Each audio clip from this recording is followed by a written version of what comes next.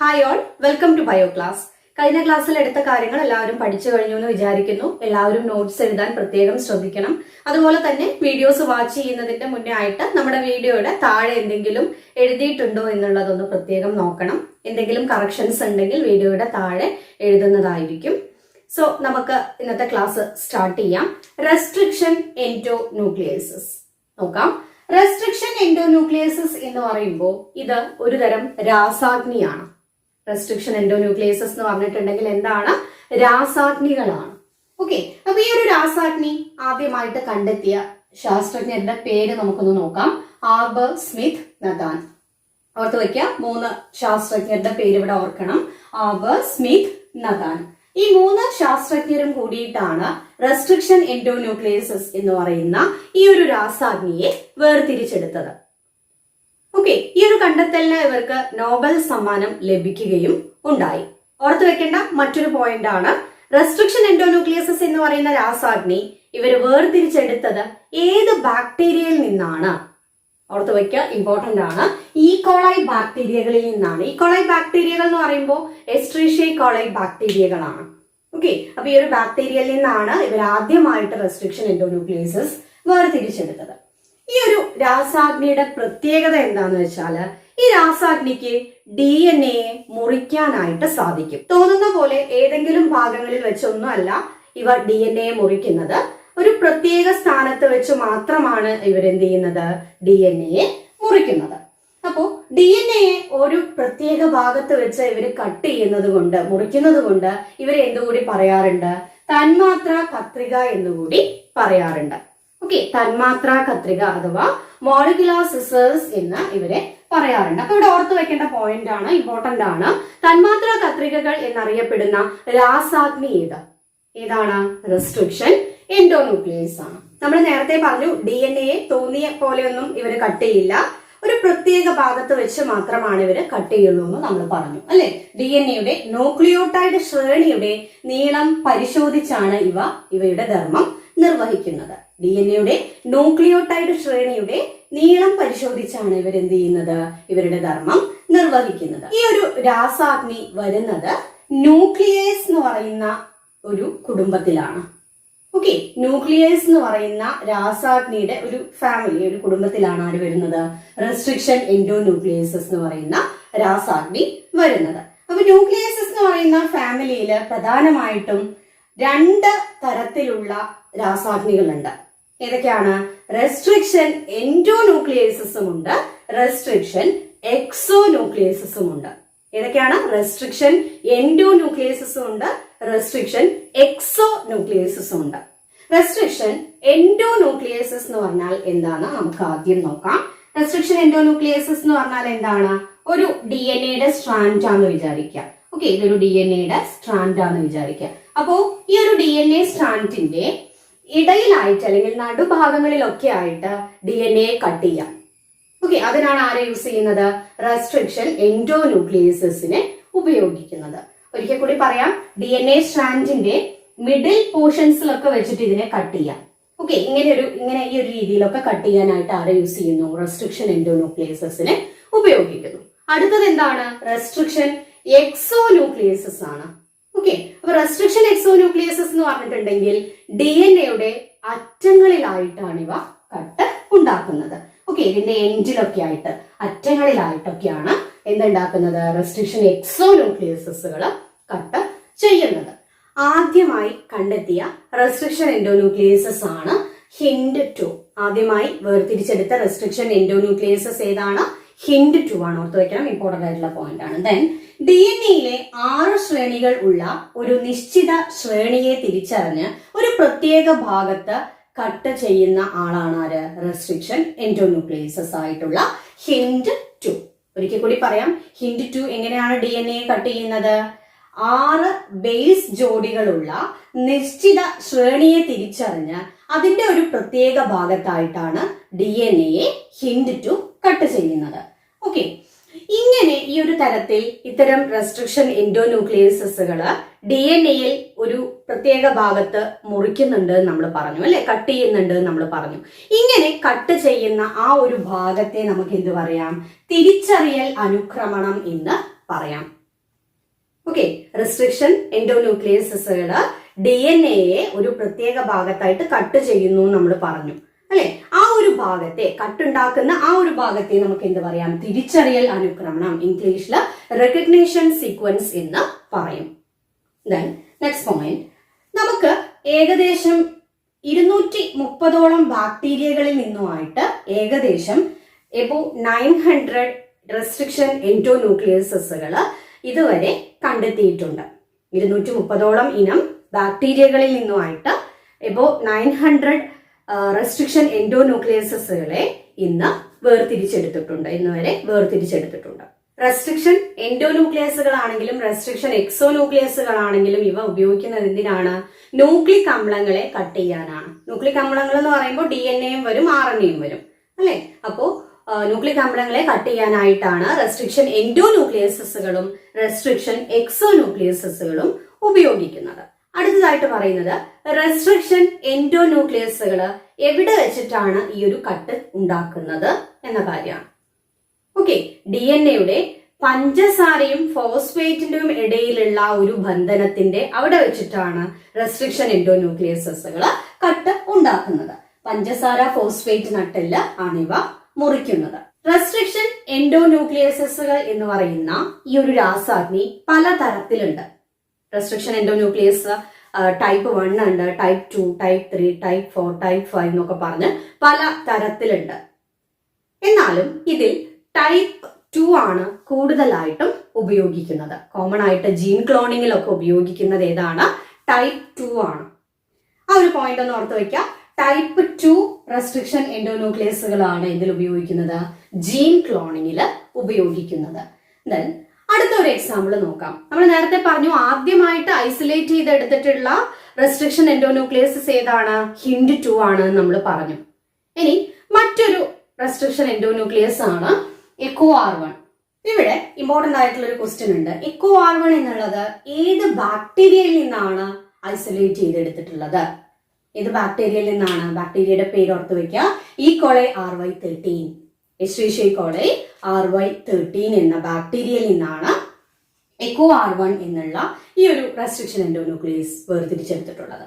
അപ്പോ ഈ ഒരു രാസാഗ്നിക്ക് ഇങ്ങനെ ഒരു പേര് വന്നത്, EcoR1 എന്നുള്ള പേര് വന്നത് എങ്ങനെയാണെന്ന് നോക്കാം നമുക്ക്. ഇതില് E എന്നുള്ളത് എന്താണ്? ജീനസ് നെയിമാണ്. ഓക്കെ, E എന്നുള്ളത് എന്താണ്? ജീനസ് നെയിമാണ്. CO എന്നുള്ളത് സ്പീഷീസ് നെയിമാണ്. ഇവിടെ ജീനസ് നെയിം ഏതാണ്? എസ്ട്രീഷ്യ അല്ലെ. ദെൻ CO എന്നുള്ളത് കോളൈ. R എന്ന് പറഞ്ഞിട്ടുണ്ടെങ്കിൽ ഇതിന്റെ സ്ട്രെയിൻ ആണ്. നമുക്കറിയാം S സ്ട്രെയിൻ ഉണ്ട്, R സ്ട്രെയിൻ ഉണ്ട് എന്നൊക്കെ നമ്മൾ കഴിഞ്ഞ ക്ലാസ്സിലൊക്കെ പറഞ്ഞിട്ടുള്ള കാര്യമാണ് അല്ലെ. അപ്പൊ ഇതില് R എന്നുള്ള സ്ട്രെയിൻ, R ഏതാണ്? റഫ് സ്ട്രെയിൻ ആണ് അല്ലെ. R എന്നുള്ളത് റഫ് സ്ട്രെയിൻ ആണ്. റഫ് സ്ട്രെയിൻ എന്ന് പറഞ്ഞാൽ എന്താന്നൊക്കെ നമ്മൾ ഓൾറെഡി ഡിസ്കസ് ചെയ്തതാണ്. അപ്പോ R എന്നുള്ള ഈ ഒരു സ്ട്രെയിനിനെയാണ് ഇതിവിടെ സൂചിപ്പിക്കുന്നത്. ദെൻ 1 ഇവിടെ വന്നിട്ടുണ്ട്. അതെന്താണ്? എത്രാമതായിട്ട് ഉണ്ടാക്കിയെടുത്തിട്ടുള്ള റെസ്ട്രിക്ഷൻ എൻഡോന്യൂക്ലിയസസ് ആണ് എന്നുള്ളതാണ് ഇവിടെ ഈ ഒരു നമ്പർ കൊണ്ട് ഇവിടെ സൂചിപ്പിക്കുന്നത്. അപ്പൊ ഒന്നാമതായിട്ട് ഉണ്ടാക്കിയെടുത്തിട്ടുള്ളതാണ്. അതുകൊണ്ടാണ് ഇവിടെ 1 എന്ന് പറഞ്ഞിട്ടുള്ളത്. ഈ ഒരു ബാക്ടീരിയയിൽ നിന്നും ആദ്യമായിട്ട് ഉണ്ടാക്കിയെടുത്തിട്ടുള്ള എസ്ചെറിഷ്യ കോളി RY13 എന്ന ബാക്ടീരിയയിൽ നിന്നും എത്രാമതായിട്ടാണ് ഈ ഒരു റെസ്ട്രിക്ഷൻ എൻഡോന്യൂക്ലിയസ് ഉണ്ടാക്കിയെടുത്തിട്ടുള്ളത് എന്നാണ് ഇവിടെ ഈ ഒരു നമ്പർ കൊണ്ട് സൂചിപ്പിക്കുന്നത്. ക്ലിയർ അല്ലേ? അപ്പൊ ഇത്രയും കാര്യം ഒന്ന് നോട്ട് ചെയ്യാം. EcoR1ന്റെ തിരിച്ചറിയൽ അനുക്രമണം അഥവാ റെക്കഗ്നിഷൻ സീക്വൻസ് എങ്ങനെയാ വരുന്നതെന്ന് നോക്കാം. നമ്മൾ നേരത്തെ പറഞ്ഞതാണ് തിരിച്ചറിയൽ അനുക്രമണത്തിന്റെ ഇംഗ്ലീഷ് എന്താണ്? റെക്കഗ്നിഷൻ സീക്വൻസ് ആണ്. അപ്പൊ ഈ ഒരു ഭാഗത്ത് വെച്ചിട്ടാണ് DNA-യിൽ ഇവരെന്തുണ്ടാക്കുന്നത്? കട്ടുണ്ടാക്കുന്നത് അല്ലെ. റെക്കഗ്നിഷൻ സീക്വൻസ് എന്ന് പറയുന്ന ആ ഒരു ഭാഗത്താണ്, DNA-യുടെ റെക്കഗ്നിഷൻ സീക്വൻസിലാണ് റെസ്ട്രിക്ഷൻ എൻഡോന്യൂക്ലിയസുകൾ എന്ത് ചെയ്യുന്നത്? മുറിക്കുന്നത്. ഓക്കെ, അപ്പൊ നമുക്ക് EcoR1 എന്ന് പറയുന്ന രാസാഗ്നിയുടെ റെക്കഗ്നിഷൻ സീക്വൻസ് അഥവാ തിരിച്ചറിയൽ അനുക്രമണം എങ്ങനെയാണ് വരുന്നതെന്ന് നോക്കാം. ഓക്കെ, അപ്പൊ ഇവിടെ എഴുതിയിട്ടുണ്ട് ആദ്യത്തെ ഒരു സ്ട്രാൻഡിൽ DNA-യുടെ 2 സ്ട്രാൻഡ് ഉണ്ടാവും. അതിലെ ഒരു സ്ട്രാൻഡിൽ എങ്ങനെ വരും? GAATTC എന്ന് വരും. ഓക്കെ, അപ്പൊ അടുത്ത സ്ട്രാൻഡിൽ എങ്ങനെയായിരിക്കും വരിക എന്ന് പറയുമ്പോൾ ഇവിടെ ഇതുമായിട്ടാണ് C വരും, ദെൻ T വരും, ദെൻ T A G എന്ന് വരും. ഓക്കെ, അപ്പോ ഇതാണ് എക്കോ R1ന്റെ തിരിച്ചറിയൽ അനുക്രമണം അഥവാ റെക്കഗ്നീഷൻ സീക്വൻസ് എന്ന് പറയുന്നത്. ഇതിനൊരു പ്രത്യേകത ഉണ്ട്. മുകളിലെ സ്റ്റാൻഡിൽ GAATTC എന്ന് വന്നു. ദെൻ താഴത്തെ സ്റ്റാൻഡിലോ ഈ അറ്റത്തുനിന്ന് ഇങ്ങോട്ട് എഴുതിയാൽ എങ്ങനെ ഉണ്ടാവുക, അതുപോലെയാണ് വന്നിട്ടുള്ളത് അല്ലെ. CTTAAG എന്ന് വന്നു. ഇതിനെ നമുക്ക് എന്ത് പറയാം? പാലിൻഡ്രോം ന്യൂക്ലിയോടൈഡ് അനുക്രമണം എന്ന് പറയാം. ഇംഗ്ലീഷില് പാലിൻഡ്രോമിക് ന്യൂക്ലിയോടൈഡ് സീക്വൻസിങ് എന്ന് പറയാം. ഇപ്പൊ പാലിൻഡ്രോം എന്ന് പറഞ്ഞാൽ എന്താ? മലയാളം എന്നുള്ളത് നമ്മൾ ഇംഗ്ലീഷിൽ എഴുതുകയാണ്. ഓക്കെ, അതിന് തിരിച്ചു വായിച്ചാലും എന്ത് തന്നെയാണ് കിട്ടുക? മലയാളം എന്ന് തന്നെയാണ് കിട്ടുക അല്ലെ. ഇതാണ് പാലിൻഡ്രോം. ഓക്കെ, അപ്പൊ ഇവിടെ ഈ ഒരു രീതിയിൽ വരുന്ന ഈ ഒരു സീക്വൻസിന് നമുക്ക് എന്ത് പറയാം? പാലിൻഡ്രോം ന്യൂക്ലിയോടൈഡ് അനുക്രമണം എന്ന് പറയാം. ഇനി എങ്ങനെയാണ് ഇതിന്റെ പ്രവർത്തനം എന്ന് നോക്കാം. അതായത് ഇതിൽ എങ്ങനെയാണ് ഈ ഒരു റെസ്ട്രിക്ഷൻ എൻഡോന്യൂക്ലിയസ് കട്ട് ചെയ്യുന്നത് എന്ന കാര്യം നമുക്ക് അടുത്തതായിട്ട് നോക്കാം. എക്കോ R1 എന്നുള്ള ബാക്ടീരിയയുടെ റെക്കഗ്നിഷൻ സീക്വൻസ് ഏതാണെന്ന് നമ്മൾ പറഞ്ഞു. ഏതാണ്? GAATTC then CTTAAG അല്ലെ. ഇതാണ് റെക്കഗ്നിഷൻ സീക്വൻസ്. അവിടെ വെച്ചിട്ടാണ് എന്തുണ്ടാക്കുന്നത്? കട്ട് ഉണ്ടാക്കുന്നത് അല്ലെങ്കിൽ മുറിക്കുന്നത്. റെസ്ട്രിക്ഷൻ എൻഡോന്യൂക്ലിയസ്, ഈ ഒരു റെസ്ട്രിക്ഷൻ എൻഡോന്യൂക്ലിയസ് ഈ ഒരു റെക്കഗ്നിഷൻ സീക്വൻസിൽ വെച്ചിട്ടാണ് എന്ത് ചെയ്യുന്നത്? മുറിക്കുന്നത്. അപ്പൊ നമുക്ക് ഇതിന്റെ പ്രവർത്തനത്തെ കുറിച്ച് നോക്കാം. ആദ്യം രണ്ട് DNA, നമ്മൾ രണ്ട് DNA എടുത്തു. ഒരു DNA എന്ത് DNA ആണ്? വാഹക DNA ആണ്. മറ്റൊരു DNA ഫോറിൻ DNA ആണ്, അന്യ DNA ആണ്. ഓക്കെ, അപ്പൊ രണ്ട് DNA ഇവിടെ എടുത്തിട്ടുണ്ട്. ഒരു വാഹക DNAയും ഒരു അന്യ DNAയും. ഇനി നമുക്ക് ഇതിന്റെ റെക്കഗ്നിഷൻ സീക്വൻസ് ഒന്ന് നമുക്ക് എഴുതാം. ഓക്കെ, എങ്ങനെ വരും? ഇവിടെ GAA then TTC എന്ന് വന്നു. അപ്പൊ ഇവിടെ എങ്ങനെ വരും? CTTAAG എന്ന് വരും. ഓക്കെ, ഇനി അന്യ DNA കേസിൽ എങ്ങനെയാ വരിക നോക്കാം. ഇതുപോലെ തന്നെയാണ് വരിക അല്ലെ. എങ്ങനെ വരും? ഇതുപോലെ തന്നെ GAATTC എന്ന് വരും. ദെൻ ഇവിടെ എങ്ങനെ വരും? CTTAAG എന്ന് വരും. ക്ലിയർ അല്ലേ? ഇനി എന്ത് ചെയ്യുന്നു? ആദ്യം ഈ ഒരു അന്യ DNA പറയുമ്പോൾ ഫോറിൻ DNA അല്ലെ. ഈ ഫോറിൻ DNA ഒരു ഇൻക്യുബേറ്ററിൽ വെക്കുന്നു. ഓക്കെ, ഒരു ഇൻക്യുബേറ്ററിലേക്ക് ഇടുന്നു. അതിനുശേഷം അതിലേക്ക് റെസ്ട്രിക്ഷൻ എൻഡോന്യൂക്ലിയസസ് ആഡ് ചെയ്യുന്നു. ഇവിടെ നമ്മൾ ഏതാണ് യൂസ് ചെയ്യുന്നത്? എക്കോ R1 എന്നുള്ള റെസ്ട്രിക്ഷൻ എൻഡോന്യൂക്ലിയസസ് ആണ് ഇവിടെ ഉപയോഗിക്കുന്നത്. ക്ലിയർ അല്ലേ? ഇത്രയേ ഉള്ളൂ. ആദ്യം നമ്മൾ അന്യ DNA അഥവാ ഫോറിൻ DNA ഒരു ഇൻക്യുബേറ്ററിൽ എടുക്കുന്നു. അതിനുശേഷം അതിലേക്ക് ഇൻക്യുബേറ്ററിന്റെ ഉള്ളിലേക്ക് എന്ത് ആഡ് ചെയ്ത് കൊടുക്കുന്നു? റെസ്ട്രിക്ഷൻ എൻഡോന്യൂക്ലിയസസ് ആയിട്ടുള്ള എക്കോ R1 ആഡ് ചെയ്ത് കൊടുക്കുന്നു. അപ്പൊ ഇതിന്റെ ഫലമായിട്ട് ഈ ഒരു എക്കോ R1 പതുക്കെ പതുക്കെ അന്യ DNAയുടെ റെക്കഗ്നിഷൻ സീക്വൻസിനെ കണ്ടെത്തും. എന്ത് കണ്ടെത്തും? അന്യ DNAയിലെ റെക്കഗ്നിഷൻ സീക്വൻസിനെ കണ്ടെത്തും. ആരാ കണ്ടെത്തുന്നത്? നമ്മുടെ റെസ്ട്രിക്ഷൻ എൻഡോന്യൂക്ലിയസ് ആണ്. ഇവിടെ ഉപയോഗിച്ച റെസ്ട്രിക്ഷൻ എൻഡോന്യൂക്ലിയസ് ഏതാണ്? എക്കോ R1 ആണ്. ഓക്കെ, അപ്പൊ ഈ ഒരു എക്കോ R1 എന്നുള്ള റെസ്ട്രിക്ഷൻ എൻഡോന്യൂക്ലിയസ് അന്യ DNA-യുടെ ഈ ഒരു റെസ്ട്രിക്ഷൻ എൻഡോന്യൂക്ലിയസിനെ കണ്ടെത്തുക മാത്രമല്ല, കണ്ടെത്തിയതിനു ശേഷം എന്ത് ചെയ്യുന്നുണ്ട്? മുറിക്കുന്നുണ്ട്. ഓക്കെ, ഏത് രീതിയിലാണ് മുറിക്കുന്നത്? ഈ ഒരു രീതിയിലാണ് ഇവിടെ മുറിക്കുന്നത്. ഓക്കെ, ക്ലിയർ അല്ലേ? ഈ ഒരു രീതിയിൽ മുറിക്കുന്നു. ദെൻ പിന്നീട് എന്ത് ചെയ്യുന്നു? വാഹക DNA ഉണ്ട് ഇവിടെ അല്ലെ. വാഹക DNA ഉണ്ട്. ഈ വാഹക DNA ഒരു ഇൻക്യുബേറ്ററിലേക്ക് എടുക്കുന്നു. അതിലേക്ക് നേരത്തെ പറഞ്ഞ പോലെ തന്നെ റെസ്ട്രിക്ഷൻ എൻഡോന്യൂക്ലിയസ് ആയിട്ടുള്ള എക്കോ R1 ആഡ് ചെയ്ത് കൊടുക്കുന്നു. ഒരിക്കൽ കൂടി പറയാം. വാഹക DNA എടുക്കുന്നു. ഈ വാഹക DNA ഒരു ഇൻക്യുബേറ്ററിലേക്കാണ് എടുക്കുന്നത് അല്ലെ. അതിലേക്ക് എക്കോ R1 ആഡ് ചെയ്ത് കൊടുക്കുന്നു. ഈ എക്കോ R1 എന്ത് ചെയ്യുന്നു? വാഹക DNA-യുടെ റെക്കഗ്നിഷൻ സൈറ്റിനെ കണ്ടെത്തുന്നു. അതിനുശേഷം ഇവിടെ എന്ത് ചെയ്യുന്നുണ്ട്? മുറിക്കുന്നുണ്ട്, കട്ട് ചെയ്യുന്നുണ്ട്. ഏത് രീതിയിലാണ്? ഈ ഒരു രീതിയിലാണ് ഇവിടെ കട്ട് ചെയ്യുന്നത്. ക്ലിയർ അല്ലേ? അപ്പൊ ഈ ഒരു രീതിയിൽ രണ്ടും അന്യ DNA-യും വാഹക DNA-യും ആര് കട്ട് ചെയ്തു? നമ്മുടെ എക്കോ R1 എന്നുള്ള റെസ്ട്രിക്ഷൻ എൻഡോന്യൂക്ലിയസ് കട്ട് ചെയ്ത് കഴിഞ്ഞു. ഇനി ഇങ്ങനെ മുറിച്ചു കഴിഞ്ഞാൽ പിന്നീട് എന്ത് സംഭവിക്കും? ഇവിടെ നിന്ന് ഈ ബേസ് പെയർസ് എല്ലാം പോവും ഇവിടെ നിന്ന് അല്ലെ. ഇത് പോവും, അതുപോലെ ഇതും ഇവിടെ നിന്ന് പോവും. കട്ട് ചെയ്ത് കഴിഞ്ഞു. ഓക്കെ, അതുപോലെ തന്നെ ഇവിടെ അന്യ DNA-യുടെ ഭാഗത്ത് നിന്നോ ഈ ഒരു രീതിയിൽ ഇവരും ഇവിടുന്ന് പോവും. അപ്പോൾ വാഹക DNA-യുടെയും അന്യ DNA-യുടെയും കുറച്ച് ഭാഗം ഇവിടുന്ന് കട്ട് ചെയ്ത് മുറിച്ചു മാറ്റപ്പെട്ടു അല്ലെ. ഇങ്ങനെ മുറിച്ചു മാറ്റപ്പെട്ട് കഴിഞ്ഞാൽ കുറച്ച് ഭാഗം മുന്നിലേക്ക് നീണ്ടു നിൽക്കുന്നതായിട്ട് കാണാൻ സാധിക്കും. ഓക്കെ, ഇതാ ഈ ഒരു ഭാഗവും അതുപോലെ ഈ ഒരു ഭാഗവും. ഇതിനെ പറയുന്ന പേരാണ് ഒട്ടുന്ന അഗ്രം എന്നാണ് ഇതിനെ പറയാ. സ്റ്റിക്കി എൻഡ്സ് എന്ന് പറയും, ഒട്ടുന്ന അഗ്രങ്ങൾ എന്ന് പറയും. അഥവാ ഇംഗ്ലീഷിൽ പറയുകയാണെങ്കിൽ സ്റ്റിക്കി എൻഡ്സ് എന്നാണ് പറയുന്നത്.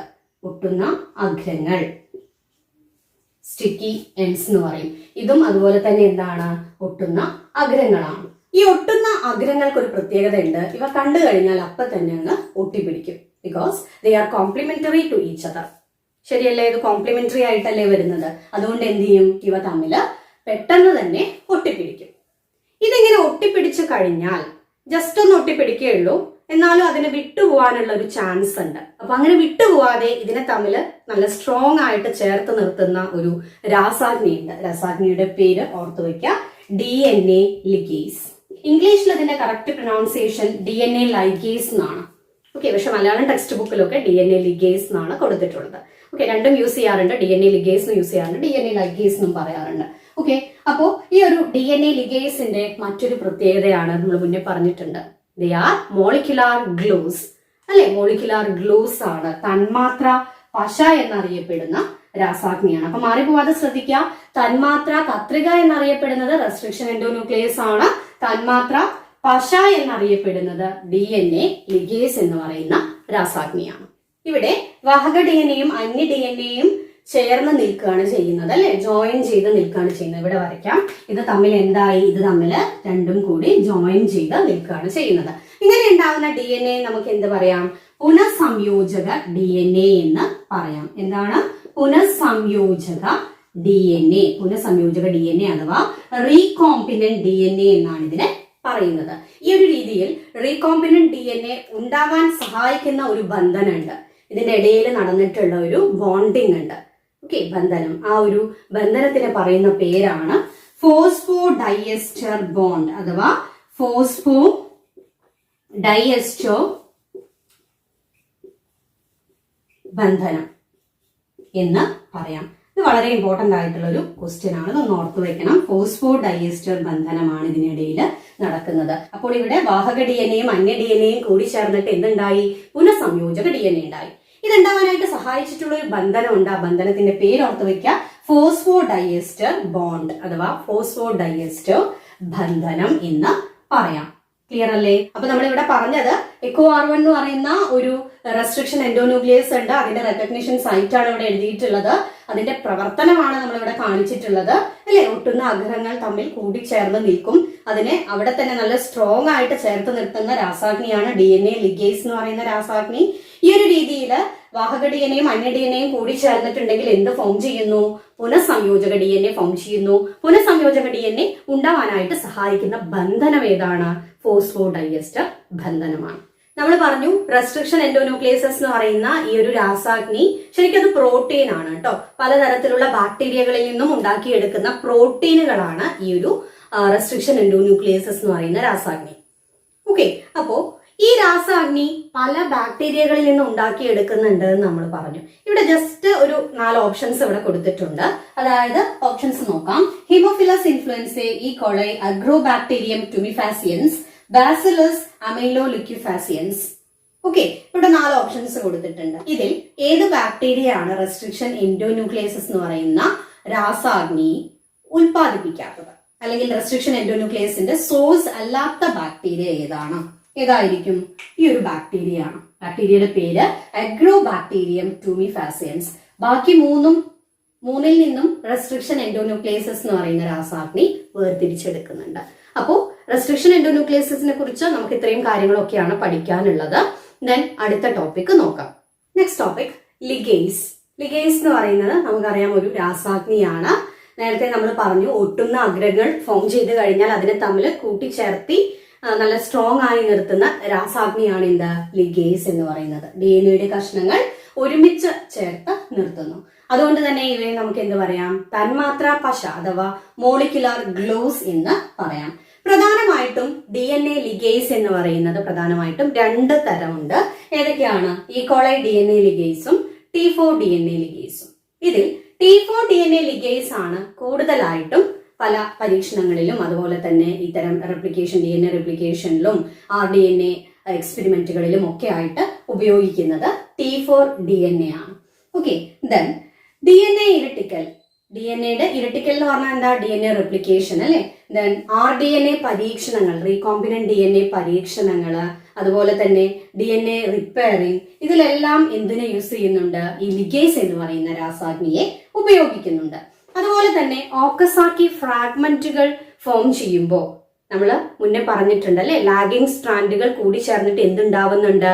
ഓക്കസാക്കി ഫ്രാഗ്മെന്റ്സ് ഉണ്ടാവുന്നുണ്ട്. ഓക്കസാക്കി ഫ്രാഗ്മെന്റുകൾ ഉണ്ടാവുമ്പോൾ അതിനെ തമ്മിൽ ചേർത്ത് നിർത്തുന്നത് ആരാണ്? DNA ലിഗേസ് എന്ന് പറയുന്ന രാസാഗ്നിയാണ്. ഇവിടെ ഈ ഒരു DNA ലിഗേസ് ചേർത്ത് നിർത്തുന്ന സമയത്ത് അതിനിടയിൽ ഉണ്ടാവുന്ന ഒരു ബന്ധനമുണ്ട്. ഏതാണ് ബന്ധനം? ഫോസ്ഫോഡൈഎസ്റ്റർ ബന്ധനമാണ്. ഫോസ്ഫോഡൈഎസ്റ്റർ ബോണ്ട് അഥവാ ഫോസ്ഫോഡൈഎസ്റ്റർ ബന്ധനമാണ്. ഇങ്ങനെ ലിഗേസ് ഫോസ്ഫോഡൈഎസ്റ്റർ ബന്ധനം ഉണ്ടാക്കുമ്പോൾ ATPയെയും അതുപോലെ തന്നെ NAD+നെയും ഉപയോഗിക്കുന്നുണ്ട്. ഇതൊക്കെ യൂസ് ചെയ്യുന്നുണ്ട്? ATP, NAD+. ഇത് രണ്ടും ഉപയോഗിച്ചുകൊണ്ടാണ് ഈ DNA ലിഗേസ് എന്തുണ്ടാക്കുന്നത്? ഫോസ്ഫോഡൈഎസ്റ്റർ ബന്ധനം ഉണ്ടാക്കിക്കൊണ്ട് ഇതിനെ തമ്മിൽ ചേർത്ത് നിർത്തുന്നത്. ഇങ്ങനെ ഒട്ടുന്ന അഗ്രങ്ങൾ തമ്മിൽ കൂട്ടിച്ചേർത്തുന്ന സമയത്ത് ഒരു പോളിപെപ്റ്റൈഡ് ചെയിനിന്റെ 3' ഹൈഡ്രോക്സിൽ ഗ്രൂപ്പിനെയും അതിനെ ഏതുമായിട്ടാണ് കൂട്ടിച്ചേർത്തുന്നത്? മറ്റൊരു 5' ഫോസ്ഫേറ്റ് എൻഡുമായിട്ടാണ് കൂട്ടിച്ചേർത്തുന്നത്. ഓക്കെ, ഇത് തമ്മിൽ കൂട്ടിച്ചേർത്ത് ഉണ്ടാകുന്ന ബന്ധനത്തെ എന്ത് പറയാം? ഫോസ്ഫോഡൈഎസ്റ്റർ ബന്ധനം എന്ന് പറയാം. ഏതൊക്കെ തമ്മിലാണ് കൂട്ടിച്ചേർത്തുന്നത്? 3' ഹൈഡ്രോക്സിൽ ഗ്രൂപ്പും അതുപോലെ തന്നെ 5' ഫോസ്ഫേറ്റ് എൻഡും തമ്മിലാണ് കൂട്ടിച്ചേർത്തുന്നത്. അടുത്തതായിട്ട് നമുക്ക് പ്രോബുകളെ കുറിച്ച് നോക്കാം. പ്രോബുകൾ എന്ന് പറഞ്ഞിട്ടുണ്ടെങ്കിൽ ഒരു ജീവിയുടെ ജീനോമിലെ DNA അല്ലെങ്കിൽ RNAയെ തിരിച്ചറിയാനും വേർതിരിക്കാനും സഹായിക്കുന്ന DNA അല്ലെങ്കിൽ RNAയുടെ ചെറിയ ഏക ഇഴയുള്ള കഷണങ്ങളാണ് പ്രോബുകൾ. ഒരിക്കൽ കൂടി പറയാം. പ്രോബുകൾ എന്ന് പറഞ്ഞിട്ടുണ്ടെങ്കിൽ ഒരു ജീവിയുടെ ജീനോമിലുള്ള DNA അതല്ലെങ്കിൽ RNA അതിനെ കണ്ടെത്താനും അതിനെ വേർതിരിക്കാനും സഹായിക്കുന്ന DNA അഥവാ RNAയുടെ ചെറിയ ഏക ഇഴയുള്ള കഷ്ണങ്ങളാണ് പ്രോബുകൾ. അപ്പൊ ഈ ഒരു പ്രോബുകളുടെ ലെങ്ത് എന്ന് പറയുന്നത് ഏകദേശം 100 to 1000 ബേസ് പെയർ ലെങ്ത് ആണ് ഇതിന് ഉള്ളത്. ഇവ ജീനോമിലെ ഇവയുടെ പൂരക ശ്രേണിയുമായിട്ടാണ് ബന്ധിക്കപ്പെട്ടിരിക്കുന്നത്. അപ്പോൾ പ്രോബുകളെ അടയാളപ്പെടുത്തിയിട്ടുണ്ട്. എന്തുകൊണ്ടായിരിക്കാം? റേഡിയോ ആക്റ്റീവ് ടാഗുകളെ കൊണ്ട് അല്ലെങ്കിൽ രാസ ടാഗുകളെ കൊണ്ടൊക്കെ ഈ പ്രോബുകളെ അടയാളപ്പെടുത്തിയിട്ടുണ്ട്. അതുകൊണ്ട് തന്നെ ഇവയുടെ ബന്ധിക്കപ്പെട്ടിട്ടുള്ളത്, ഇവ എവിടെയാണ് ബന്ധിക്കപ്പെട്ടിട്ടുള്ളത് എന്ന് കണ്ടെത്താനായിട്ടും കുറച്ച് ഈസിയാണ്. കാരണം എന്താണ്? ഇവ അടയാളപ്പെടുത്തിയിട്ടുണ്ട്. അപ്പൊ എന്തൊക്കെ കൊണ്ടാണ് പ്രോബുകൾ അടയാളപ്പെടുത്തിയിട്ടുള്ളത് എന്നുള്ളതൊന്ന് ഓർത്തു വെക്കുക. റേഡിയോ ആക്റ്റീവ് ടാഗ് അഥവാ രാസ ടാഗുകളെ കൊണ്ട് ഈ ഒരു പ്രോബുകളെ അടയാളപ്പെടുത്തിയിട്ടുണ്ട്. അപ്പൊ പ്രോബുകൾ എന്ന് പറഞ്ഞിട്ടുണ്ടെങ്കിൽ ഇത്രയേ ഉള്ളൂ. ഒരു ജീവിയുടെ ജീനോമിലെ RNA അല്ലെങ്കിൽ DNAയെ കണ്ടെത്താനും വേർതിരിച്ചെടുക്കാനും സഹായിക്കുന്ന DNA അഥവാ RNAയുടെ ചെറിയ ഏക ഇടയുള്ള കഷ്ണങ്ങളാണ് പ്രോബുകൾ. Next is linkers. ലിങ്കേഴ്സ് എന്ന് പറഞ്ഞാൽ പേരിൽ തന്നെയുണ്ട്, ലിങ്ക് ചെയ്യുക അല്ലെ, കണക്ട് ചെയ്യാൻ സഹായിക്കുന്ന എന്തോ ആണ്. അപ്പൊ നമുക്ക് നോക്കാം. ലിങ്കറുകൾ എന്ന് പറയുമ്പോൾ വ്യത്യസ്ത DNAയോ അല്ലെങ്കിൽ RNAയുടെയോ അറ്റങ്ങളെ തമ്മിൽ കൂട്ടിച്ചേർത്താനായിട്ട്, വ്യത്യസ്ത DNAയുടെ അറ്റങ്ങൾ അതല്ലെങ്കിൽ വ്യത്യസ്ത RNAയുടെ അറ്റങ്ങൾ ഇവയെ തമ്മിൽ കൂട്ടിച്ചേർത്താൻ സഹായിക്കുന്ന ഏക ഇഴയുള്ളതോ അതല്ലെങ്കിൽ ഇരട്ട ഇഴയുള്ളതോ ആയ ഒളിഗോ ന്യൂക്ലിയോടൈഡുകളാണ് ലിങ്കറുകൾ. ഓക്കെ, ഇവിടെ ഓർത്ത് വെക്കേണ്ടത് എന്താണ്? ഏക ഇഴയുള്ളതോ ഇരട്ട ഇഴയുള്ളതോ ആയിട്ടുള്ള ഒലിഗോ ന്യൂക്ലിയോടൈഡുകളാണ്. ഇവയ്ക്കൊരു പ്രത്യേകത ഉണ്ട്. ഇവ എന്തിനു സഹായിക്കുന്നുണ്ട്? വ്യത്യസ്ത DNA അല്ലെങ്കിൽ RNAയുടെ അറ്റങ്ങളെ തമ്മിൽ കൂട്ടിച്ചേർത്താനായിട്ട് ലിങ്കറുകൾ സഹായിക്കുന്നുണ്ട്. ഉദാഹരണം EcoR1 ലിങ്കറുകൾ അതുപോലെ SAL1 ലിങ്കറുകളൊക്കെ ഇതിന് ഉദാഹരണമാണ്. അപ്പോൾ ഒരു ലിങ്കർ എന്ന് പറയുമ്പോൾ ലിങ്കറുകളുടെ ഒരു പ്രത്യേകത എന്ന് പറഞ്ഞാൽ അതില് ഏകദേശം 3 മുതൽ 8 വരെ റെസ്ട്രിക്ഷൻ രാസാഗ്നികൾക്ക് ആവശ്യമായിട്ടുള്ള റെക്കഗ്നിഷൻ സൈറ്റ്സ് അതിൽ പ്രസന്റ് ആയിരിക്കും. നമ്മൾ പറഞ്ഞു ധാരാളം റെസ്ട്രിക്ഷൻ രാസാഗ്നികൾ ഉണ്ട് എന്ന് പറഞ്ഞു. ഓക്കെ, അപ്പോൾ ഇത്തരം ലിങ്കറുകളിൽ ഏകദേശം 3 മുതൽ 8 വരെ റെസ്ട്രിക്ഷൻ രാസാഗ്നികൾക്ക് ആവശ്യമായിട്ടുള്ള റെക്കഗ്നിഷൻ സൈറ്റുകൾ ഇത്തരം ലിങ്കറുകളിൽ പ്രസന്റ് ആണ്. അപ്പൊ ഇന്നത്തെ ക്ലാസ്സിൽ നമ്മൾ ഡിസ്കസ് ചെയ്തത് എന്തൊക്കെയായിരുന്നു? ആദ്യം നമ്മൾ റെസ്ട്രിക്ഷൻ എൻഡോന്യൂക്ലിയസിനെ കുറിച്ച് പറഞ്ഞു, ദെൻ ലിഗേസിനെ കുറിച്ച് പറഞ്ഞു, പ്രോബ്സിനെ കുറിച്ച് പറഞ്ഞു, അവസാനം നമ്മൾ ലിങ്കറുകളെ കുറിച്ചും പറഞ്ഞു. ഇന്നത്തെ ക്ലാസ് ഇവിടെ വൈൻഡപ്പ് ചെയ്യുന്നു. എന്തെങ്കിലും ഡൗട്ട്സ് ഉണ്ടെങ്കിൽ ഒന്ന് പേഴ്സണൽ മെസ്സേജ് ചെയ്താൽ മതി. ദെൻ ഇതിന്റെ നോട്ട്സ് നമ്മൾ ഓൾറെഡി അപ്ലോഡ് ചെയ്തിട്ടുണ്ട്. മറ്റൊരു വീഡിയോ ക്ലാസ്സുമായിട്ട് നമുക്ക് ഉടൻ തന്നെ കാണാം. താങ്ക്